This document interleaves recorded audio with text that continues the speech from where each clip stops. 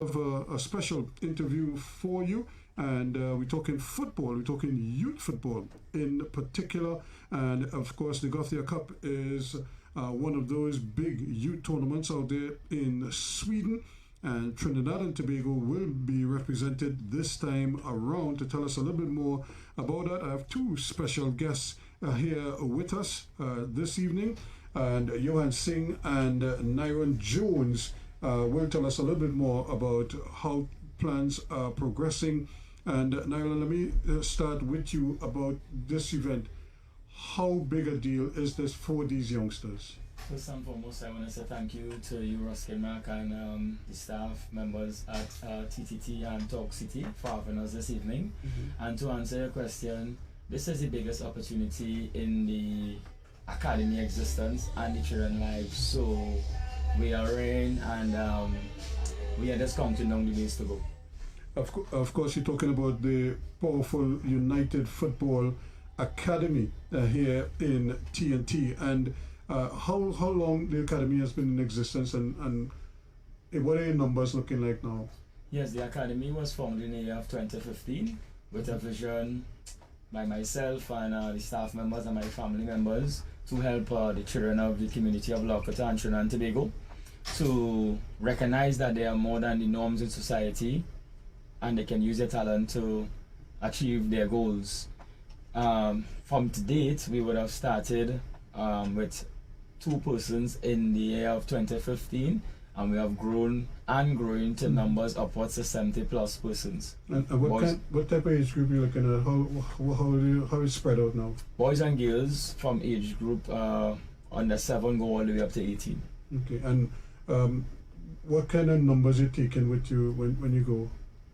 Well, every travel the academy is engaging in, we strive to expose the opportunity to every child a part of the academy, because some of the travel we engage in is not one that would have been engaged in before from a club from Trinidad and Tobago.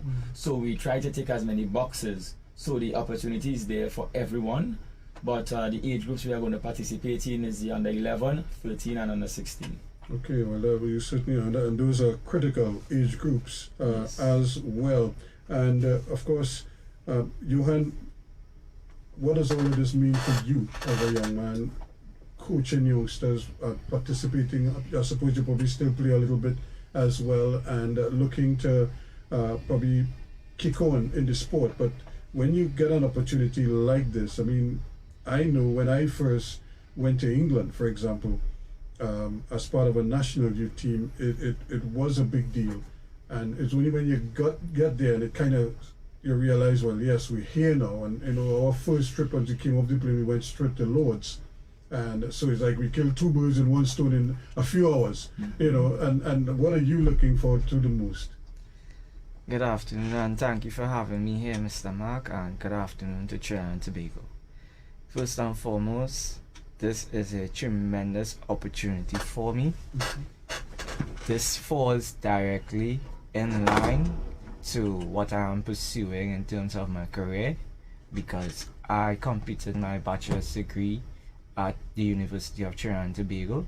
I did a bachelor's in sports studies, specializing in sport for development and sport pedagogy. Sport for development is using sport as a tool or a mechanism to transform individual lives to communities and schools. And we work in a community in Lokota. Sport pedagogy is coaching and teaching of sport. So this is really a fantastic opportunity for me to get hands-on experience in both helping individuals to develop their lives off the pitch and helping individuals to improve in a sport on the pitch. So I am thankful to God for giving me this opportunity, and I look forward to it in terms of experiencing everything and learning at the same time.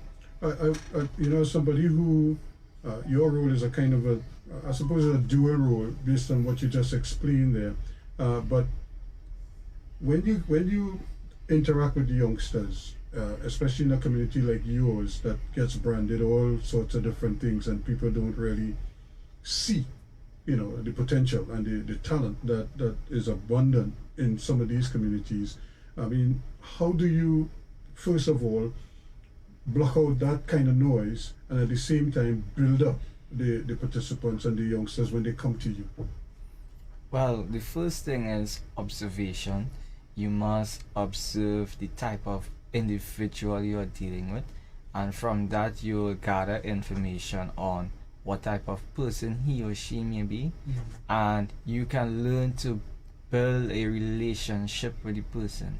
Once you start build a relationship with the player or person, you will tend to find out, okay, this is what happens to him off the pitch. Now, how can I interact with him? How can I have an impact on him to help render whatever issues you may be? It may be psychological, it may be physical, but the first thing is to build a relationship with the person so that they can open up to you, and now you can say, okay, this person needs help with discipline, or this person needs help with interaction.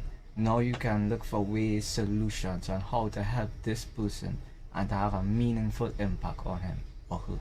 Well, that's good, and that's the other thing I wanted to find out. The traveling groups, some of the girls will get to travel, or is this just purely for the boys, or are you allowed to mix them? How's the tournament structured? Boys and girls, our situation is a fantastic situation. I can't coin a better word, but the tournament is segmented into boys and girls category.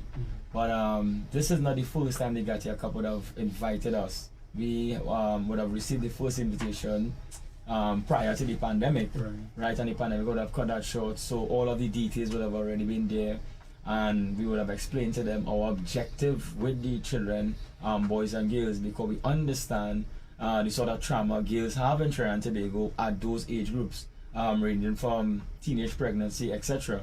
So we don't want to exclude them at no point in time. So they train with the boys, and they will be traveling as usual with everything we do, maybe games locally or abroad, just as we did in Canada.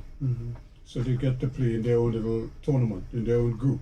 No, they're going to mix. They're going to mix them up. Well, Yes. that's so good for them, because that's another challenge that they're going to face, an experience that they're going to get there as well. How do you now, where do you get your support from? Because I imagine undertaking something like this is a costly exercise. So where are you getting support?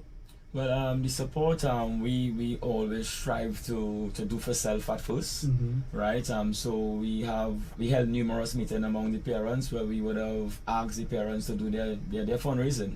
You know, the academy would have take a part of that in terms of the registering of the teams and ensuring that we are ready to participate, and in uniforms, actually, all these different things. So when we now engage corporate Trinidad and Tobago and private companies, this is where, you know, we put forward our document. This is what we are bringing to the table there, to this opportunity. So we are not coming asking from a point at zero.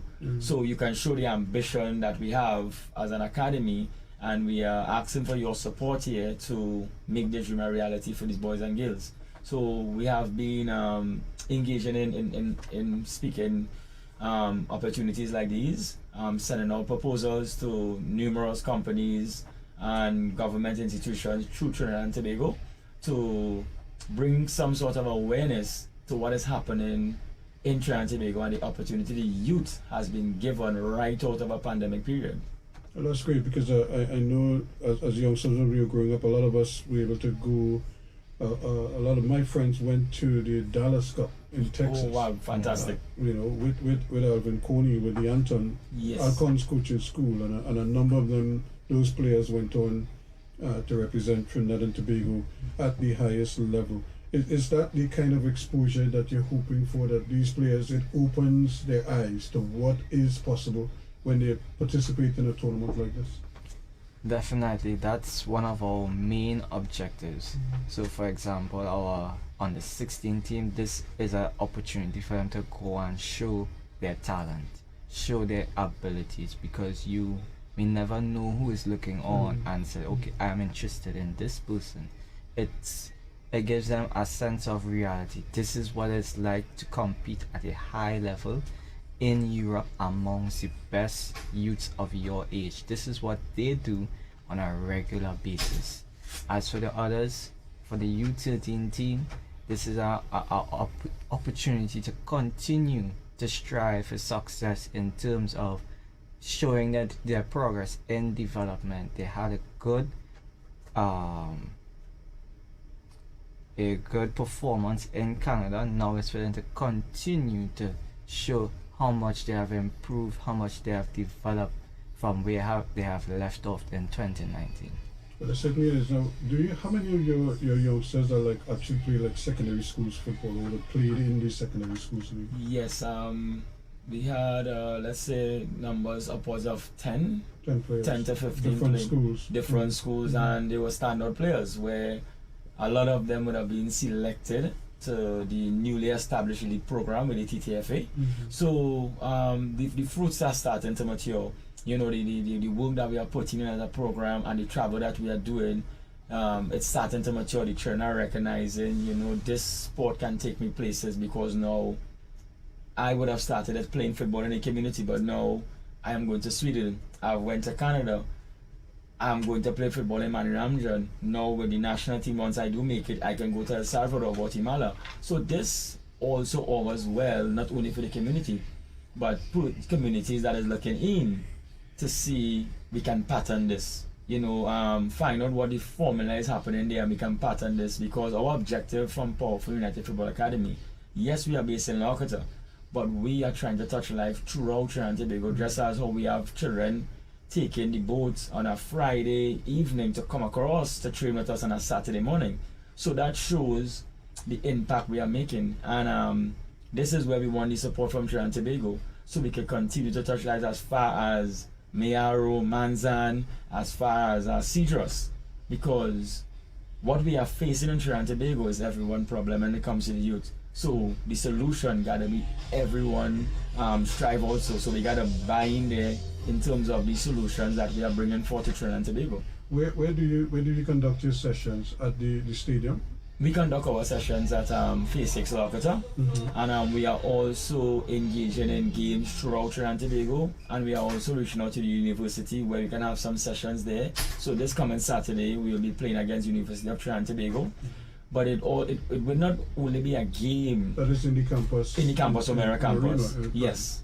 It will not only be a game for us, but it will be an opportunity for Coach Clayton Morris to see the prospects that are showing that possibility to come to the university. So we are always doing things at calculative rates to get the boys the opportunity. So when Clayton Morris see 1 or 2 or 3 or 4, okay, what subjects you are doing, because CXC is ongoing at the moment, and start to form that relationship with them, just as I would have coached UE, University of West in 2017. The relationship is still there with the university. So we have that pathway for the children. And from our travel in Canada in 2019, we maintain all relationships for those who don't see the university as the next step. We're now to set up trials, etc. for all of these children. Well, it certainly is, because you know, and it's something that you mentioned earlier. When you play, and this is something I tell people all the time. You know, when you play, you always want to give up your best at all times. In fact, even when you're off the field, you want to be at your best behavior, because you just don't know who might be looking at you and why they're looking at you in a particular way. And this is somebody who, I was playing cricket in England at the time. I'd just come home. This would be in late August, you know, and my phone rang. I always give people this joke. This is no joke, but it's serious. And the phone rang, and I answered the phone, and there's this foreign accent on the phone. Wow. And I'm like, but I'm thinking this is one of my partners in England playing the phone, you know, and I'm just waiting for them to crack up laughing, you know, while we're on the phone. But the laughter never came, and the person on the phone actually offered me a full scholarship to go to university, because they heard about me playing football, even though I was better known as a cricketer. They heard about me playing football, and they offered me the scholarship. So I said, well, I still felt, you know, as one of my friends, David Gower from England, or them playing the fool. So I say, well, let's send the documents. And this is my attitude. Just send the documents, and then we'll see how it goes. So he hung up, and, you know, lo and behold, 2 weeks after, the documents arrived. Wow. You know, I filled it out, sent it back, and that happened, like I said, between August and September. And by November, I had a full scholarship sitting, waiting there for me. I even went to the embassy because I had the I-20 form, I had everything. And the guys at the embassy said, Mr. Mark, come back, you know, a month before you're scheduled to travel, which would have been August of the following year. Yes. So I had a scholarship just sitting there, waiting for me. And I mean, I was playing both cricket and football. I was the captain of Malvern, and I suppose, and it's those relationships, how it is. And you know the irony of that, the man who I spoke to, who was the coach at the time, by the time I did get to the university, he had left for another school. So I didn't even meet him until I met him in an indoor tournament the following spring. Yes, you know, yes. he came up to me, and just from his voice I realized who it was, because I'd never seen him. We had just spoken on the phone. He put everything in place. I got his scholarship. I started school, and even while I was at school, and this is the other side to that point you were making. We trained that first week, right? I arrived at school the Sunday night. The whole campus was up waiting to see me. You know, everybody. I arrived at like midnight. We trained from 6 in the morning, and we had 3 days for that first week. So you train from 6, you go till 6 till 9. You take a break. You come again like 2 in the evening, and then you go again in the night from about 7. And so we training hard that whole week. The Friday night, we went up to a school called Bethany College, which is a powerful team, and we played them a scrimmage game that night. And before we even got off the field after that scrimmage, I think we lost 2-1 or something like that. The coach from Bethany College came up to me very quietly and said, you know, you could transfer to Bethany. You know, Wow. you know, so he was prepared to take me on board. You know, but I said, look, I just arrived, you know, at Wheeling. It's not, you know, but that's how they operate. Yes. You know, because now with all the transfer portals and everything in the US, that would have been so easy to do. And this is why I always tell kids, especially young girls, it's one of the easiest scholarships to get now. I mean, it's getting tougher because the standard of football in the US is a little bit higher now than earlier. But it's still there. There are 4,000 institutes of higher learning in the US. You want to believe you could get into one of those schools, you know, but the right one, because the finance is a critical part of the whole thing. You know, the school I went to at the time was about 30,000 US a year. You know, so you multiply that by 4. You think my parents could have afforded that? Yeah, you know, it really wasn't possible. So the scholarship went a long way to help me and others, because and that's why I try to assist others. You know, as we go along, and that's why I would like to invite the public, especially business parts of the businesses in Trinidad, to give you the kind of assistance you need, because a trip like that will go a long way. And I always tell people this: not everybody's going to play at a World Cup, you know, because some players may become coaches, they become physios, whatever, they become instructors, whatever they may become. But when they get an opportunity like this, you don't want them to miss that opportunity, because it may never come again. For some of them, others might get that second bite of the cherry, but the ones who this opportunity is presented to them, you really want to give them that opportunity. So I'm really hoping that corporate TNT will come on board and assist you. Maybe now is the time, as we look to probably close off here, now is the time to probably give us some numbers, so that anybody out there who may be in a position to help may be able to do so. So give me some contact numbers so that people can get onto you. Well, Powerful United Football Academy is trending on all social media platforms, Facebook, Instagram, Twitter, all these handles. You can reach us at Pufa Academy, that's Pufa Academy. And for telephone contact, 374-4518 or 686-7513.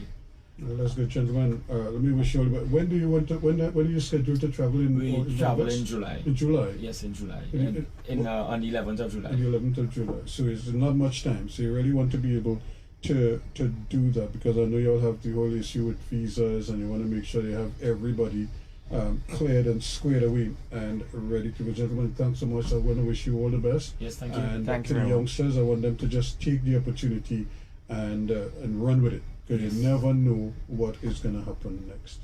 Okay. Thanks so much Thank you very for much. stopping by. That's, of course, two of the key personnel in the powerful United Football Academy. They're heading off to the GOTHIA Cup in Sweden, and we want to make sure that they get there safely, but they also get the opportunity to enjoy themselves and experience football at a level that they probably may not have seen or played in before, and to represent Trinidad and Tobago as well. Every day, we aspire to be better at what we do. Deliver more news more often to more people. We are your news team, reporting on the people, events, and issues that affect your life. TTT News, first at 6:30 p.m. TTT News, committed, accurate, relevant. TTT News, nightly at 6:30. Yeah, Judy, I remember Judy as a Lead of BMX Energy fan. and Security Committees at CARICOM and Prime Minister of Trinidad and Tobago, Dr. the Honorable Keith Rowley, says that crime threatens every single life in the Caribbean. Speaking at the Regional Symposium on Violence as a Public Health Issue, the Prime Minister noted that successive administrations have been battling the demons of crime. Territories are under siege from the acts of crime and violence from elements of our own society. Just minorities who are today creating larger atmospheres of fear, despondency, trauma, surrender, and hopelessness among all of us. This is a battle in which we must all be engaged. This is a war that we cannot afford to lose.